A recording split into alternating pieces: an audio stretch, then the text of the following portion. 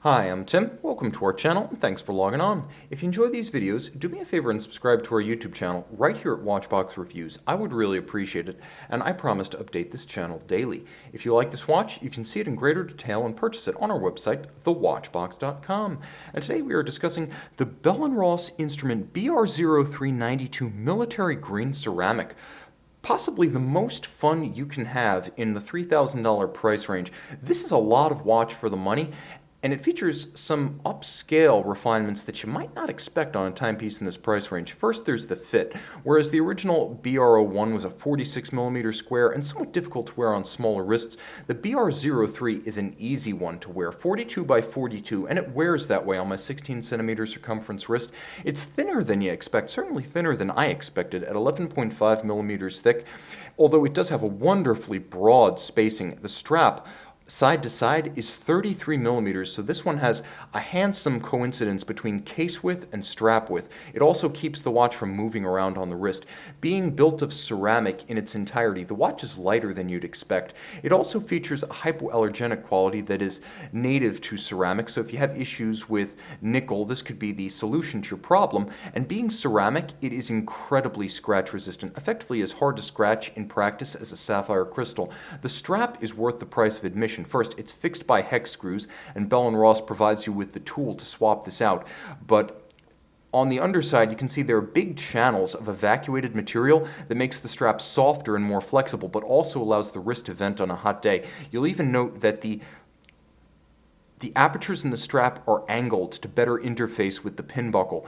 It's a vulcanized natural rubber. It features faceted character lines on the top, and there is a Bell & Ross faceted and beveled pin buckle outboard. It's vaguely an oversized trapezoid, but not quite. It's more complex than what you'll find on a Panerai, and it nicely matches the tone of the case.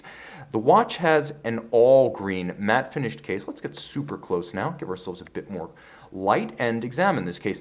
It's matte finished, so there's no grain, it's not brushed, it's basically what you would expect from blasted steel.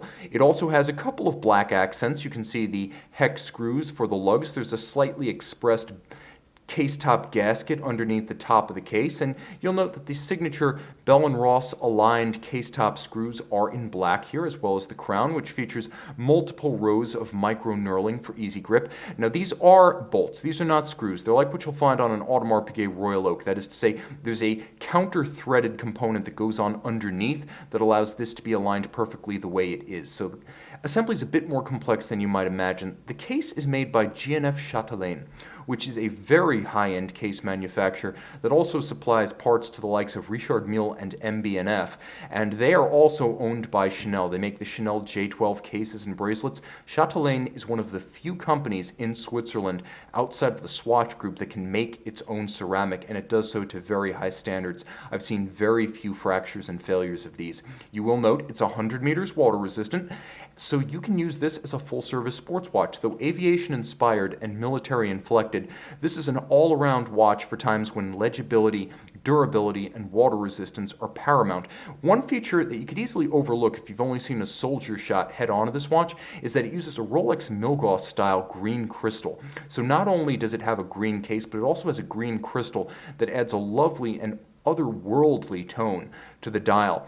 Quarter Arabics, oversized, everything's oversized and loomed on this dial. There will be a fantastic lume shot. One feature you might have missed because it's hidden is the minimal date aperture. So you have that feature, but happily you also have it so minimal with a small and rather rounded aperture and a monotone disc that it disappears when you don't want it, though it's visible when you do.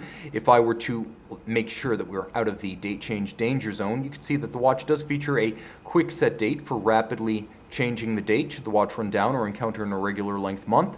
And there is a hacking or stop seconds function, so if you pull the crown to extremity, you can stop the movement and synchronize. It's a Bell & Ross BR03-02, which is a Sellita SW200, or a Sellita version of an ETA 2824. Bidirectional automatic winding, 38-hour power reserve, hacking seconds, quick set date, 26 joules, 100 meters water resistant, beats away at 4 hertz of 28,800 vibrations per hour. You can see this tough and remarkably slim, elegant, and versatile military ceramic green BR03 on the watch box.